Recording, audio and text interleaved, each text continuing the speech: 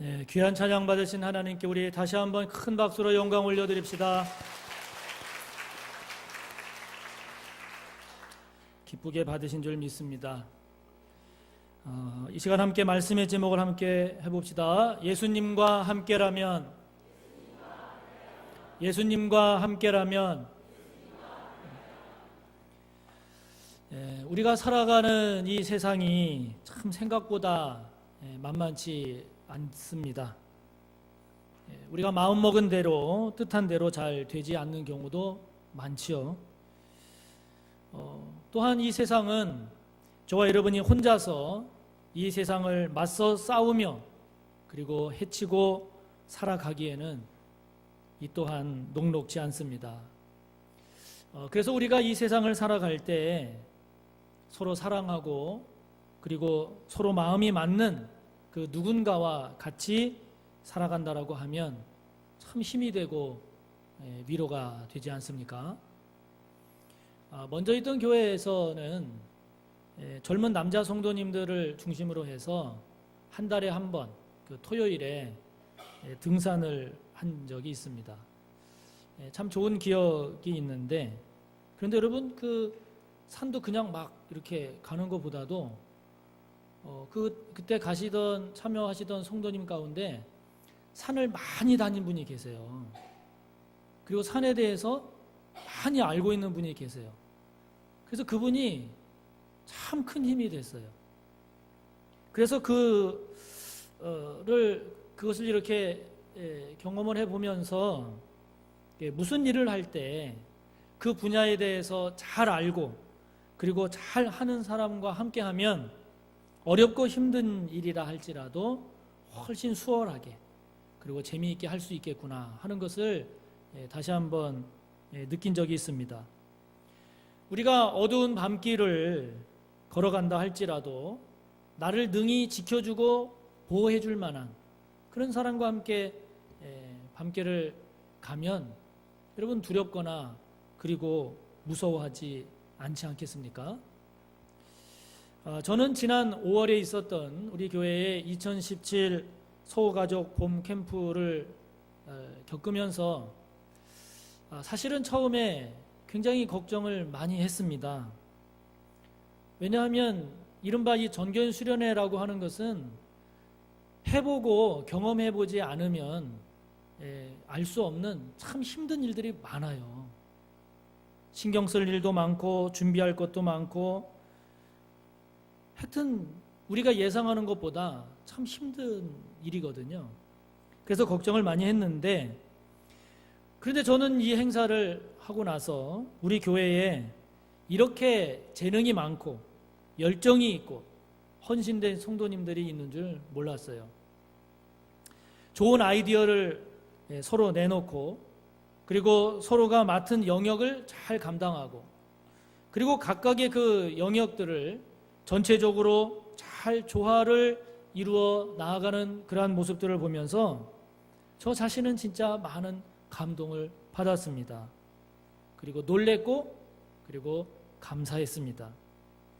이처럼 그 분야에 대해서 잘 알고 그리고 잘 하는 그런 사람과 함께 하면 어렵고 힘든 일도 훨씬 수월하고 또 재미있게 할 수 있지요. 지금 여러분은 이 만만치 않은 녹록지 않은 이 세상을 어떻게 살아가고 계십니까? 외롭고 힘겹게 살아가고 계십니까? 아니면 여러분에게 힘이 되고 지혜가 되고 위로가 되는 그 누군가와 함께 걸어가고 계십니까?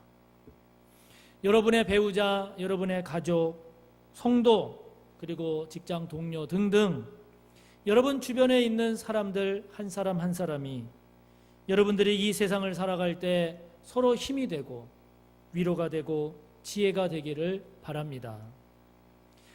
그러나 저는 오늘 특별히 오늘 말씀을 통해 저와 여러분 모두가 예수님과 함께 살아가는 그런 삶이 꼭 되시기를 축복합니다. 예수님과 함께라면 이 세상을 살아가면서 만나게 되는 어떤 문제, 어떤 어려움, 어떤 고난, 어떤 아픔도 잘 감당하면서 극복하고 복되게 살아갈 수 있을 줄 믿기 때문입니다. 저와 여러분 주변에 있는 사람들은 오늘 좋다가도 내일 안 좋아질 수 있는 연약한 부분들이 있고요. 오늘 잘 하다가도 내일 문제가 생길 수도 있는 그런 부족한 점이 있는 것이 사실 아닙니까? 그래서 우리는 그로 인해서 서로 실망하기도 하고 상처를 주고받기도 합니다. 그러나 예수님은 히브리서 13장 8절의 말씀처럼 어제나 오늘이나 영원토록 동일하십니다. 할렐루야. 그러하기에 저와 여러분이 이 세상을 살아가는 동안에 예수님과 함께 걸어간다라고 하면 저와 여러분의 삶 복되지 않겠습니까? 예수님과 함께 가는 저와 여러분의 삶, 왜 복된 삶이 될까요? 먼저는 예수님이야말로 저와 여러분의 인생의 궁극적인 해답이 되시기 때문입니다. 오늘 본문이 시작되는 29절을 보면 이렇게 말씀하고 있습니다. 우리 29절을 함께 읽어봅니다. 예수께서 거기서 떠나사 갈릴리 호숫가에 이르러 산에 올라가 앉으시니 그랬어요. 여러분들이 마태복음을 찬찬히 읽고 묵상을 하다 보면 마태복음에서는 특별히 산이 남다른 의미를 띠고 있음을 발견하게 될 것입니다.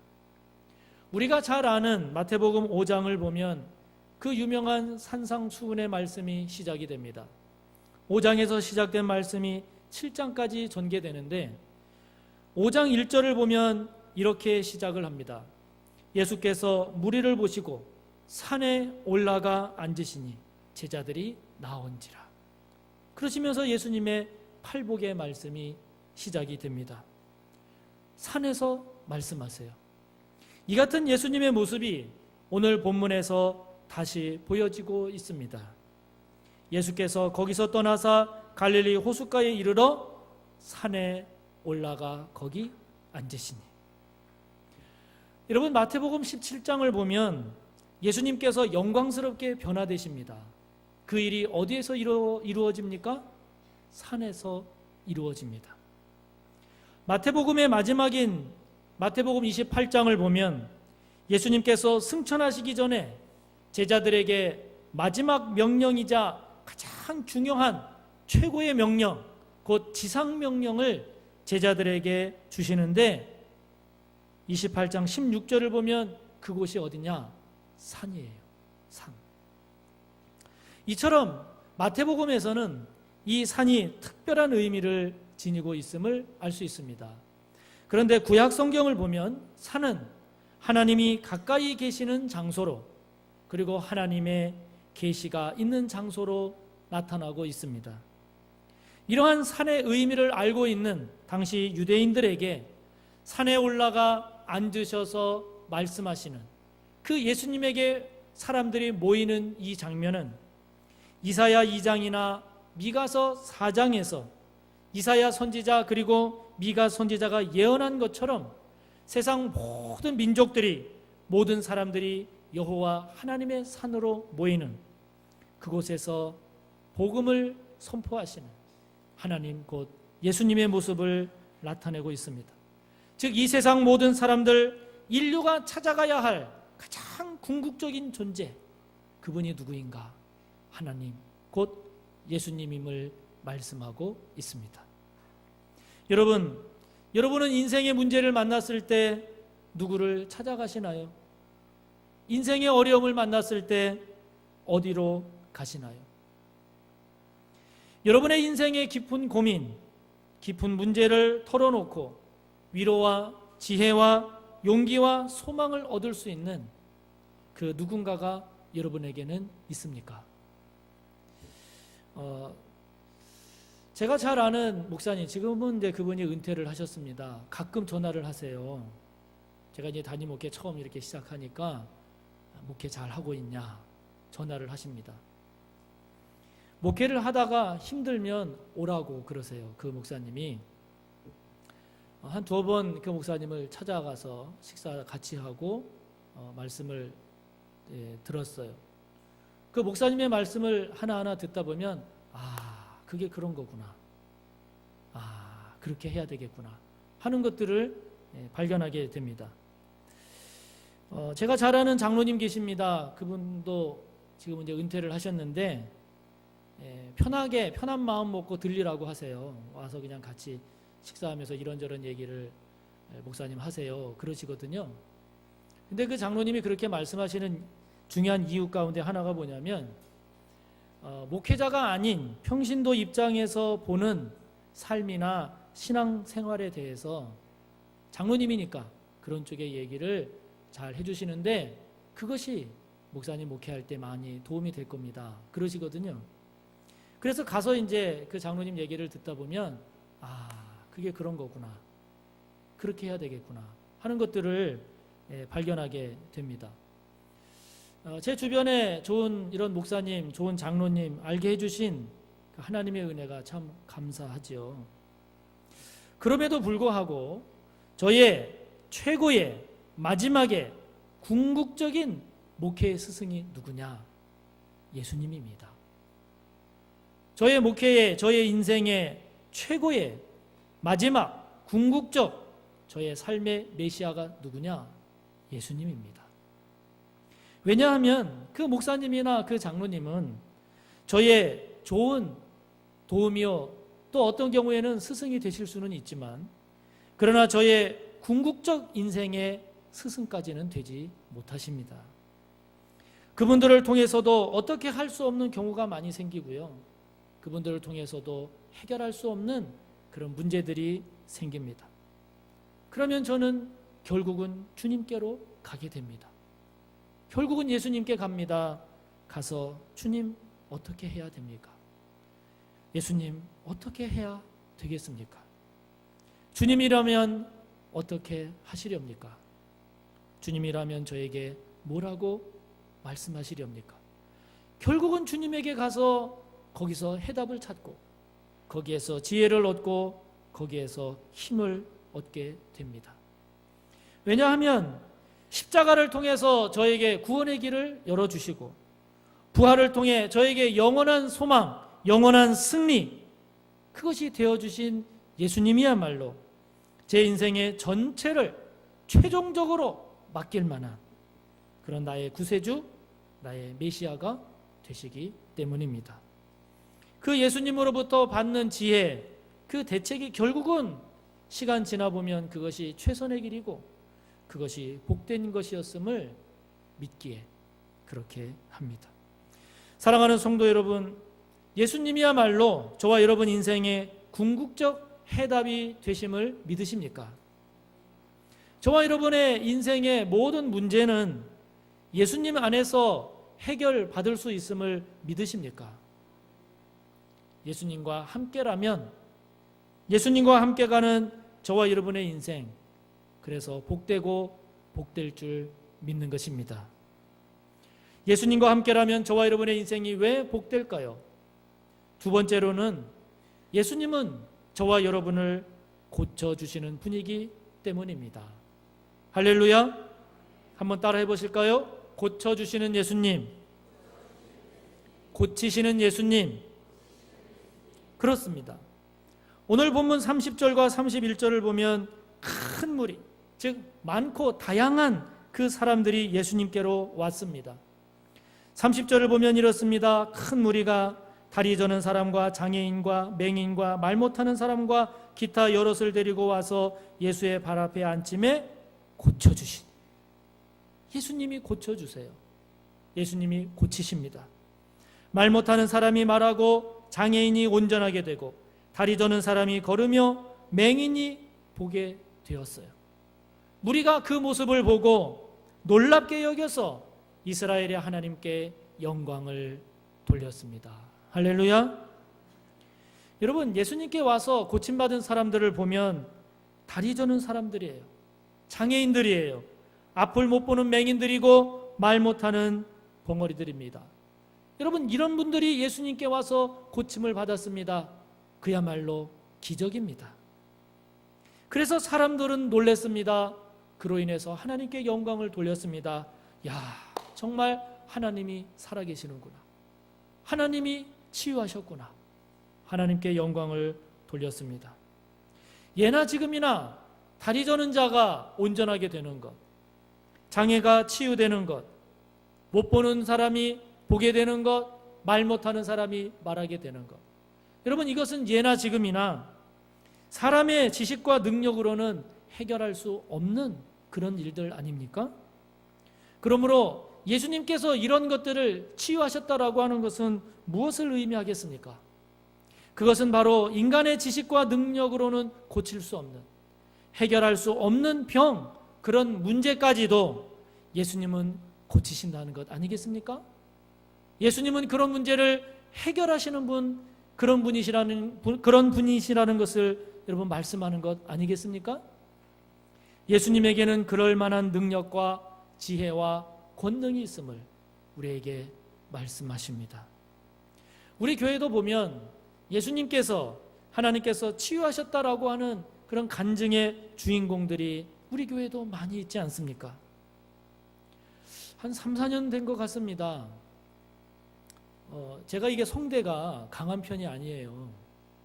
그래서 기도회를 많이 인도하거나 이렇게 소리를 많이 질러서 기도를 하다 보면 목이 쉬거든요. 목이 쉬어요. 근데 그 3, 4년 전에 그때 이제 그 교회에서는 이제 매일 이제 저녁 기도회가 있어서 기도회를 인도하는 경우가 많았고, 또 주중에도 뭐 전도 모임 뭐 그런 모임 통해서 이제 기도회를 인도하는 경우가 많고, 그렇게 이제 부르짖어 기도하는 경우가 종종 있었거든요. 어느 날 기도회를 인도하는데 이 쉰 목소리가 나오는 거예요. 그러니까 목이 쉰 거예요. 그래서 이제 여러분, 목이 쉬면 한 주나 두 주 이렇게 이제 잘 관리를 하면 서서히 이제 회복이 되지 않습니까? 그래서 이제 그때도 이제 그런가 보다 하고서 이제 조심했지요. 한 주, 두 주, 세 주, 네 주. 근데 한 달, 두 달이 가도 이 쉰 목소리가 회복이 안 되는 거예요. 그래서 병원에 갔습니다. 목 내시경을 했더니 제 목 안에 혹이 있다는 거예요. 혹이 있어서 이것은 약물로 치유는 안 되고 이것을 해결하려면 수술을 해야 된다는 거예요. 수술을 하는데 지금부터, 제가 그날 병원에 갔던 그날부터 수술 받고 한두 달 동안은 말을 하지 말래요. 근데 여러분, 약물 치료로는 안 되고 수술을 해야 된다, 그 말을 들으니까 이제 그것 자체도 이제 좀 마음에 낙심이 되더라고요. 낙심이 될 뿐만 아니라, 여러분, 목회자가 어떻게 말을 안 하고 사냐고요. 말을 하지 말래요. 말씀드린 것처럼 그때는 교회가 매일 저녁 8시에 기도회를 하고 있었기 때문에 기도회도 인도해야 되고, 그런데 여러분, 기도회를 뭐 인도 안 한다 할지라도 어떻게 목회자가 말을 안 하냐고요. 하루 이틀도 아니고 한두 주도 아니고. 방법이 없잖아요. 방법이 없으니 뭐 할 수 있는 거는 이제 기도밖에 없고, 주님이 치유해 주시는 길 외에는 방법이 없는데, 결국은 뭐 기도하며 은혜를 구하고 하루하루 기도하며 또 사역 감당하고 나갔습니다. 그런데 여러분, 기도하던 어느 날 저녁, 지금도 그날 저녁이 기억이 돼요. 소리를 내서 기도하면 안 되잖아요. 말하지 말라고 그랬으니까. 소리를 내서 기도를 하면 안 되는데, 기도회를 인도하고 기도를 하는데 목소리가 어제와 같은 그 쉰 목소리가 아닌 거예요. 쉰 목소리가 아닌 거예요. 그래서 어라? 이상하다? 웬일이지? 그런데 여러분, 그 뒤로부터 오늘까지 이 목소리예요. 그 뒤로부터 오늘까지 이 목소리예요. 병원을 갔어요. 내시경을 봤는데 혹이 없어졌어요. 혹이 없어졌어요. 주님이 치유하셨어요. 여러분, 예수님은 치유하시는 분이십니다. 할렐루야. 예수님의 치유는 이러한 육체적인 치유에만 그치는가? 아니에요.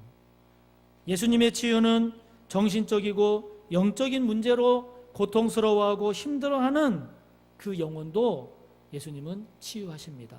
할렐루야. 예수님의 치유하시는 것을 보면 육체의 질병을 치유해야 하실 경우에는 그 질병 자체를 치유하세요. 그러나 육체적 질병 자체를 치유하시는 것보다 감당할 수 있는 마음과 믿음이 필요할 때는 그 질병 자체를 치유하시는 것보다 그 마음과 감당할 수 있는 믿음을 주세요. 또 뿐만 아니라 병 자체를 치유하시는 것보다도 그 병이나 그 문제를 통해서 하나님의 뜻을 깨닫는 것이 더 필요할 때는 질병 자체를 치유하시는 것이 아니라 그 사람의 마음을 강하게 하시는 것이 아니라 그 문제를 향한 그 질병을 통한 하나님의 뜻을 깨닫게 하심으로써 그것을 감당하게 하세요. 사랑하는 성도 여러분, 예수님은 저와 여러분의 질병을 치유하시는 분이심을 믿으십니까? 예수님은 저와 여러분의 질병뿐만 아니라 삶의 문제를 감당할 수 있는 믿음, 그 힘을 주시는 분이심을 믿으십니까?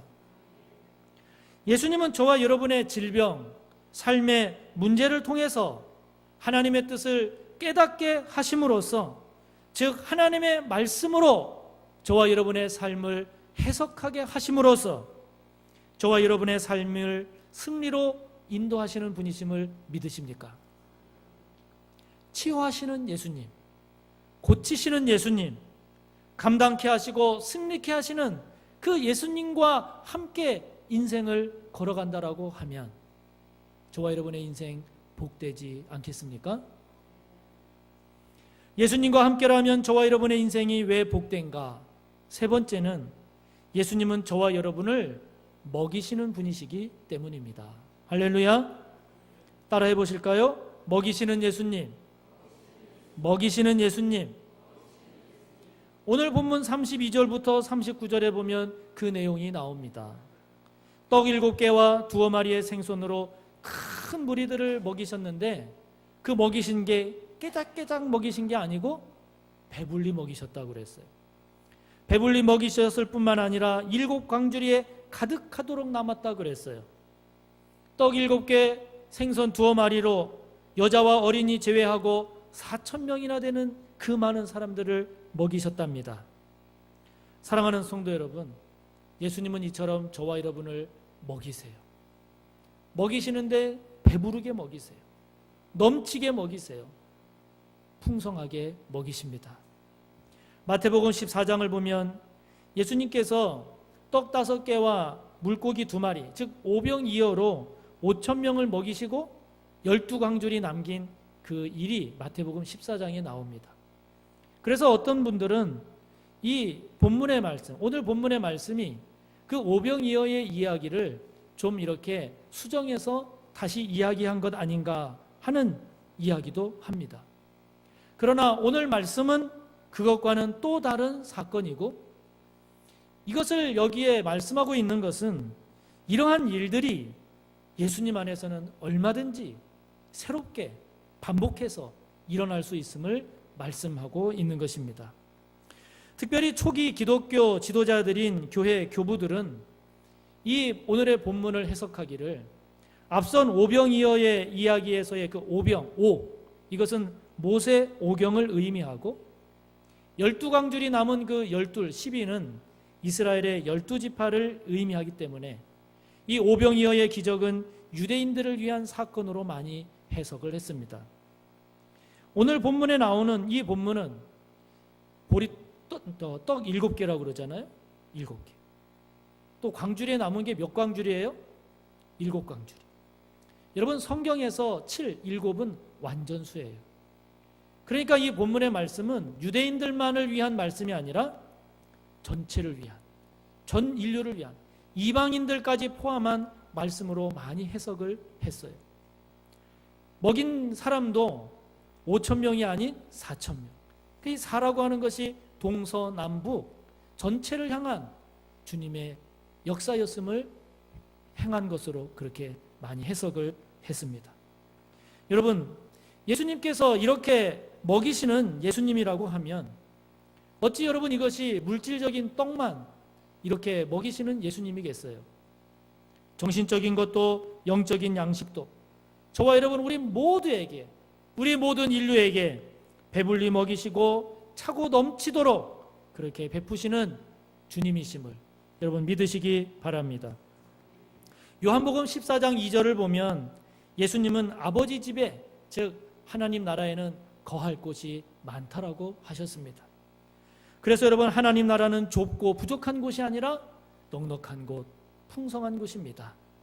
그래서 예수님 우리의 거처를 예비하러 간다고 하셨습니다. 하나님은 유대인만 사랑하신 것이 아니라 이방인 온 인류, 저와 여러분에 이르기까지 우리 모두를 사랑하셨기에 요한복음 3장 16절을 보면 하나님께서 이 세상을 그렇게 사랑하셔서 독생자를 주셨다라고 했습니다. 예수님은 저와 여러분을 위해서 이 육체적인 양식만 주신 것이 아니라 저와 여러분을 다 구원하시기 위해서 예수님의 몸도, 예수님의 마음도, 예수님의 영도, 예수님의 물도, 예수님의 피도 저와 여러분에게 다 주셨습니다. 그러므로 이런 예수님과 함께 이 땅을 살아간다라고 하면 저와 여러분의 삶이 여러분 복되지 않겠습니까? 저와 여러분의 삶이 그 주님과 함께 살아간다라고 하면 우리의 인생이 넉넉하고 승리의 삶을 살 수 있지 않겠습니까? 앞서 찬양했던 찬송가 431장의 가사처럼 주님 안에 기쁨이 있습니다. 주님 안에 평안이 있고 주님 안에 사랑이 있고 주님 안에 소망이 있고 영생이 있습니다. 주님 안에 천국이 있기에 저와 여러분 그래서 주 안에 살아야 합니다. 주 안에 사는 마음에 기쁨이 넘치고 주 안에 사는 마음에 평화가 넘치고 주 안에 사는 마음에 생명이 넘칩니다. 죄 많고 유혹 많은 이 세상 주님과 함께라면 살만합니다. 주님과 함께라면 어렵고 힘든 삶의 자리라 할지라도 주님과 함께라면 살만합니다. 복된 삶이 됩니다. 제 아무리 사탄이 세상이 저와 여러분을 위협한다 할지라도 예수님과 함께라면 승리의 삶을 살 수 있게 될 것입니다. 이 믿음, 이 소망, 이 기쁨, 이 감사로 오늘도 주님의 손을 붙잡고 살아가는 저와 여러분 다 되어지시기를 간절히 바랍니다. 말씀을 생각하며 함께 기도합시다. 우리의 마음을 알아주고 우리의 힘이 되는 그 누군가와 함께 이 땅을 살아가도 많은 힘이 되고 위로가 되는데 우리를 위해 몸을 내어주시고 우리를 위해 희생하신 그 주님과 함께 살아가는 인생이라면 어찌 복되고 승리의 삶이 되지 않겠습니까? 말씀을 생각하며 함께 기도합시다. 예수님이야말로 내 인생의 궁극적 해답이 되시기에 예수님이야말로 나의 삶의 문제를 고쳐주시는 분이시기에 예수님이야말로 배부르도록 넘치게 풍성하게 먹이시는 분이시기에 그 주님과 함께 이 땅을 살아가는 우리의 삶이 될 수 있기를 그런 믿음이 되겠노라고 말씀을 생각하며 우리 주여 하고 기도합시다. 주여 은혜로우신